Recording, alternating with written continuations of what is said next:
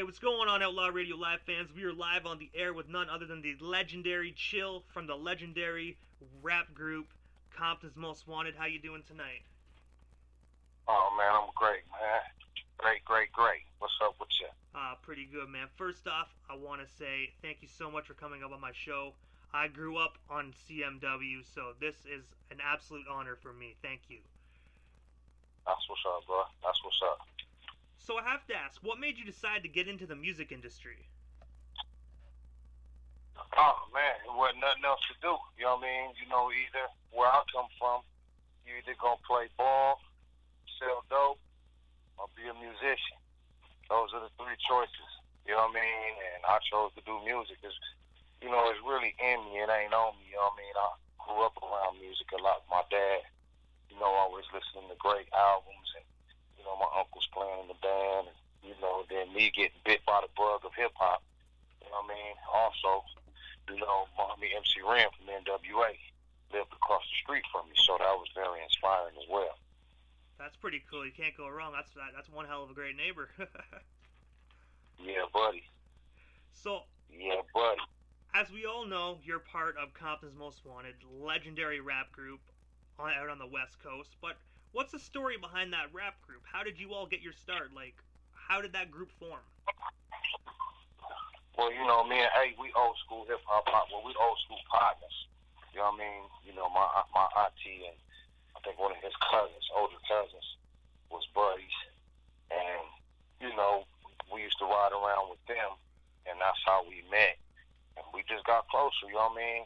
Started going to the same school, and you know, he was bit by the same bug I was bit with. You know what I mean? And I was doing different things. He was doing different things. He left and went to his dad's and came back.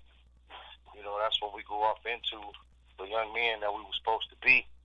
You know what I mean? And we started doing music together. You know what I mean? Like I said, Ren stayed across the street. He, you know, was like, "Y'all need to go to the studio." And we didn't even know about no studio, so we just put our heads together, started writing rhymes, ended up with a homie named DJ Slip and Lonzo. You know what I mean? The rest is history. And when you brought up Ant, I know you're referring to Ant Capone. He was supposed to be part of the group, but left prior to "It's a Compton Thing" record. What's the story behind that? Nah, he's definitely, you know what I'm saying, one of the original members. You know what I mean? He went to school with us as well. That was DJ Ant Capone, and you know, he was more of a business person. He was a DJ first. That was the position that he was playing, and he wanted to be more of a business person. You know what I mean? So, you know, it wasn't like he got kicked out the group or he left the group or we had any kind of differences or anything like that. He just went on with what he wanted to do. You know what I mean? To be a more of a business person versus just in the background DJing. So shout out to my homeboy DJ NC. You know what I mean? DJ Mike T stepped up and filled that void. And you know, I actually had the privilege of talking to Ant Capone quite a few times. We have each other on Facebook, and he's a very great guy. He very is nice, and I could tell he's more of a business-oriented individual. Yeah, without him, you know what I mean, a lot of things wouldn't have happened. You know what I mean? Like, for example, the first album cover, or even back then, rides to the studio and shit like that, because we was kids. You know what I mean? So we wasn't having cars and stuff like that. His dad used to take us around. You know what I mean? And, you know, Ant just had a great business sense at a young age. You know what I mean? And, you know, like I said before, it ain't no beef. It wasn't no issue like he got kicked out the group or nothing like that. It just faded off once we got serious and started getting signed to major labels and stuff like that. He like, well, I'm a DJ. I ain't going to sign. You know what I mean? They ain't going to sign me. So he chose to do what he wanted to do, you know what I mean, for himself. You know what I mean? But that's the homie, though. Most definitely. I got to say shout out to Ant Capone as well. Great guy. Very great guy. One of my favorite CMW records, and I have to touch light on this one, is Music to Drive By. That album is considered one of the greatest gangsta rap albums from the golden age of hip-hop. How did that iconic album come to be? Man, this was our third Compton's Most Wanted album. We, you know, got our feet wet with, you know, It's a Compton Thing, the Boys in the Hood soundtrack, and then Straight Checking Them, and then here comes Music to Drive By. You know, at that time we knew what we wanted to do. At that time we knew what we was doing. about rapping the, more bounce and, a bunch of Parliament records like the other homies, Snoop Dogg and, all those guys. You know what I mean? It was more or less, let's do what we want to do. And that's how that album was inspired by great records that our parents grew up to or listened to and we grew up to. And, just go a different route. You know what I mean? It's really a melodic record. It's really, I wouldn't say it's just straight gangster. I'd just say it's real melodic and jazzy. You know what I mean? Just like movie scoring type shit. You know what I mean? That's what we was on, watching a lot of movies and, in the streets hanging, banging. You know what I mean? Yeah. Compton's Most Wanted is about the struggle. You know what I'm saying? So, we definitely gonna give you that struggle rap when you talking about songs like Niggas Struggling and, This Is a Gang and Too Deep with the homie Scarface and all of that. You know what I mean? It's like it's movie scoring. It's movie scoring. That's why it's called music to drive by. And you know what? In my eyes, that was one of my favorite CMW record growing up, and I always loved the heart you guys had in that record. Like, you guys were, it was like all real talk, all inspiration.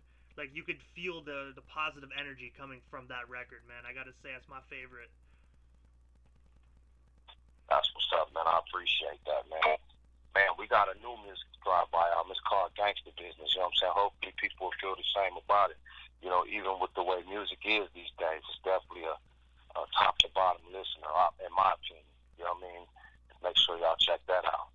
And that was actually one of the last questions I had in the interview. But since you brought it up, might as well knock it out of the park now. You and MC Lyte just dropped a new album this year, as you said, Gangsta Business. How did that album come to be, and where can our listeners buy a copy? And do you guys offer hard copies as well? We got some hard copies coming of Gangsta Business. You know what I mean? Right now, it's a digital world. Not too many people is off into hard copies, except for the real fans that's off into, buying and purchasing and, doing things with it, reading the credits like I used to, or, you know what I mean, just having it as a memorabilia piece. You know what I mean? So we definitely got some hard copies of that coming. Right now it's digital. We just getting it out there. Me and Ike hooked up, to do this Blue Stamp venture together. He's finna drop his solo project, official off of it next month. And I'm finna drop my solo project, Forehead, top of the year, January, February. And, it's just showing that we old school partners that can still get it in. You know what I mean? He's been doing his thing. I've been doing my thing with the 30 OGs. He was doing his stuff with Premiere and all of that.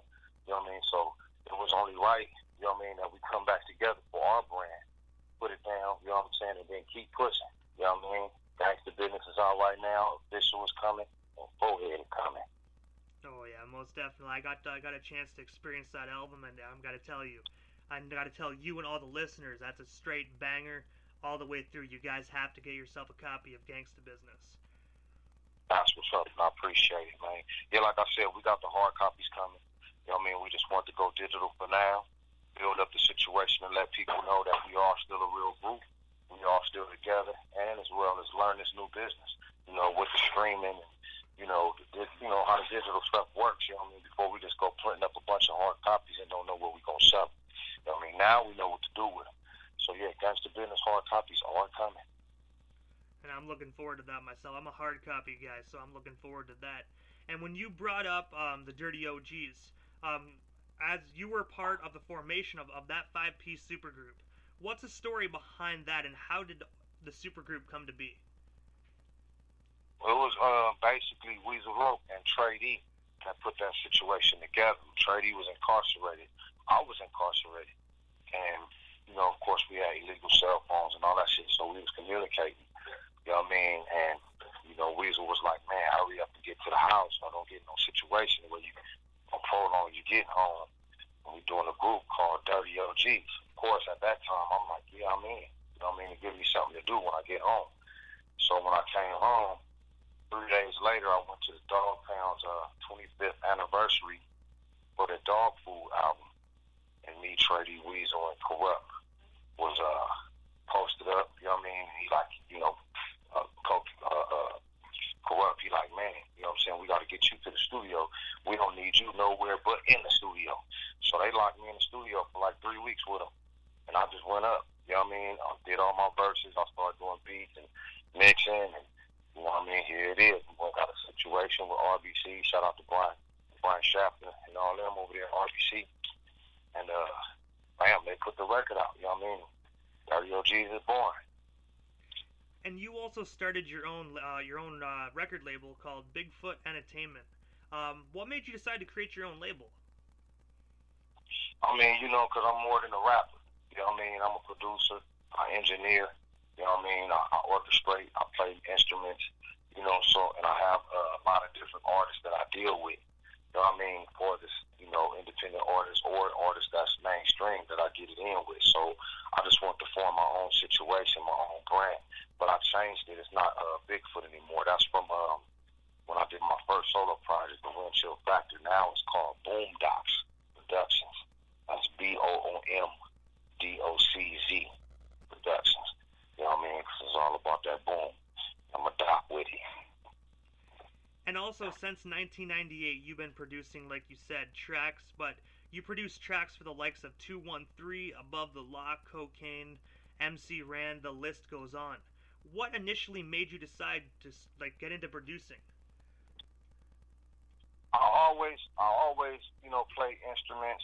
You know what I mean? DJ. You know, even though, you know what I mean, when I first started professionally, it was about rapping. You know what I mean? I always knew how to do it. You know what I mean? Even on the first album, it's a Compton thing.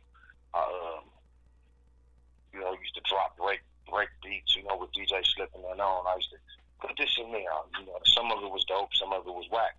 But when I finally got my piece of equipment myself, you know, I just started messing with it and got better and better and better. And MC Ren, he gave me my first shot. You know what I mean? On the last album he did on Rufus for Life, the first joint I produced that came out actually with a song called Shot, called me, MC Ren, and Big Rock on that project. And then after that, I did When We Smoke for Outlaw, you know what I mean? And then did some stuff with Cocaine on this project. Then did Veterans Day for 8. Then once those got out there, I became the go-to guy, you know what I mean, for production out here on the West Coast. You know what I mean? You know, people start taking me real serious. You know, then I hooked up with Snoop, Warren, and Nate Dogg, and did the 213 project. And I hooked up with Redman on the East Coast and did his project. From there, man, I've just been a producer. It's got better and better and better. Now I'm more of a producer than a rapper. That's crazy. You know, it comes with the music industry, I guess. A lot of rappers turn producer, and they're good at it. It's just you're around the atmosphere all the time, so you kind of see how the engineers and producers do it. That's pretty sick, though. Yeah, you get better and better and better. You find your passion in it. You find what you really like about it. You know, like I said before, I'm a musician. I've always been that. So, you know, rapping, that was just something that I got down with first. You know what I mean? And knowing that eventually I was gonna get off into production, but I didn't want to do it at that time. I didn't feel like I was dope enough. I didn't have the confidence to do it. You know, but once I did these various projects, that built my confidence, and I got better and better. And also, last year in 2018, you released a solo album called 4 with 80. What's the inspiration behind that record, and where can our listeners get ourselves a copy? I got hard copies of that too. It's a link on my Instagram, the Chill CMW, at the Chill CMW, for the hard copies actually, or go to at Artist Shield, and we got hard copies there. It's on Spotify, Pandora, you know, all the outlets, Google Music, iTunes, you know, everywhere that you buy music at digital. And the record was, the project was inspired. It was the time that I did when I was incarcerated, 80% of 4 years. So I called it 4 with 80. It's not a jail record. It's just the interpretation of the time I was gone and what my mind state was at if I was to do a project. So after the Dirty OGs, you know, I got my feet wet. I'm like, man, you know what I'm saying? Let me go up on my solo project. And that's what it was, 4 with 80. You know what I mean? That the time that I was incarcerated, 80% of 4 years. Well, I gotta say, that album, I actually have it on digital. I got myself a copy a couple months ago, and I really enjoy that, man. It's a very inspirational, like, straight bangers all the way through. So you guys need to get that record as well, I'm telling you guys. The Chill ain't nothing to mess with. Yeah, that's a slumper. It definitely got some surprises on there. It got the homegirl Suki Fine. Got a legendary Big Mike on there from the Ghetto Boys. Got Cocaine on there. Got 8 Show Chop, Crazy Bone. Yeah, it's wild. It's real wild. It's definitely a treat. And you know what? Right after this interview, I'm going to be playing one of the songs you did with Cocaine called What You Sayin'. Just before we end this, would you be able to tell our listeners a little bit about that song and how it came to be? Just that way, when they hear it, they can wrap their head around it a little bit more. That was on my second solo album. It was called California. And it was a song inspired by Cocaine. To be honest, me and him was having a conversation about the old Roger clap, how people really don't use it no more.